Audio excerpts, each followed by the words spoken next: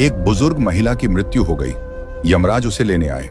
महिला ने यमराज से पूछा, आप मुझे स्वर्ग ले जाएंगे या नरक? यमराज बोले, दोनों में से कहीं नहीं। तुमने इस जन्म में बहुत ही अच्छे कर्म किए हैं, इसलिए मैं तुम्हें सीधे प्रभु के धाम ले जा रहा हूं।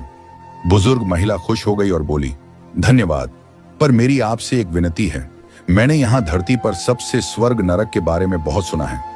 मैं एक बार इन दोनों जगहों को देखना चाहती हूं। यमराज बोले, तुम्हारे कर्म अच्छे हैं, इसीलिए मैं तुम्हारी यह इच्छा पूरी करता हूं। चलो, हम स्वर्ग और नरक के रास्ते से होते हुए प्रभु के धाम चलेंगे। दोनों चल पड़े। सबसे पहले नरक आया। नरक में बुजुर्ग महिला ने जोर जोर से लोगों के रोने की आवाज सुनी। नरक में सभी लोग दुबले, पतले और बीमार दिखाई दे रहे थे। महिला ने एक आदमी से पूछा, यहां आप सब लोगों की ऐसी हालत क्यों है? आदमी बोला, तो और कैसी हालत होगी? मरने के बाद जब से यहां आए हैं, हमने एक दिन भी खाना नहीं खाया। भूख से हमारी आत्माएं तड़प रही हैं। बुजुर्ग महिला की नजर एक विशाल पतीले पर पड़ी, जो कि लोगों के कद से करीब 300 फुट ऊंचा होगा। उस पतीले के ऊपर एक विशाल चम्मच लटका हुआ था। उस पतीले में से बहुत ही शानदार खुशबू आ रही थी। बुजुर्ग महिला ने उस आदमी से पूछा, इस पतीले में क्या है? आदमी मायूस होकर बोला, यह पतीला बहुत ही स्वादिष्ट खीर से हर समय भरा रहता है। बुजुर्ग महिला ने हैरानी से पूछा, इसमें खीर है तो आप लोग पेट भर के यह खीर खाते क्यों नहीं? भूख से क्यों तड़प रहे हैं? आदमी रो रो कर बोलने लगा, कैसे खाएं? यह पतीला 300 फीट ऊंचा है। हम में से कोई भी उस पतीले तक नहीं पहुंच पाता।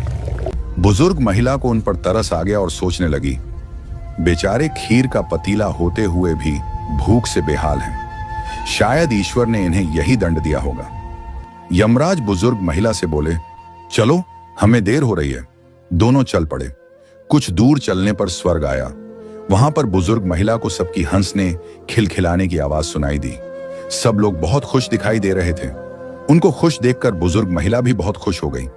पर वहां स्वर्ग में भी बुजुर्ग महिला की नजर वैसे ही 300 फुट ऊंचे पतीले पर पड़ी जैसा नरक में था।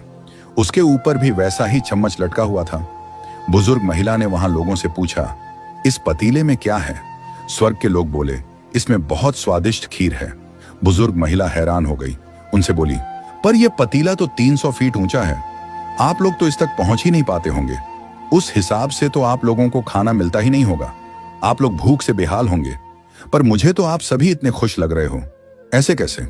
लोग बोले, हम तो सभी लोग इस पतीले में से पेट भर के खीर खाते हैं। महिला बोली, पर कैसे? पतीला तो बहुत ऊंचा है। लोग बोले, तो क्या हो गया? पतीला ऊंचा है तो यहां पर कितने सारे पेड़ हैं। ईश्वर ने यह पेड़ पौधे, नदी, झरने हम मनुष्यों के उपयोग के लिए तो बनाए हैं।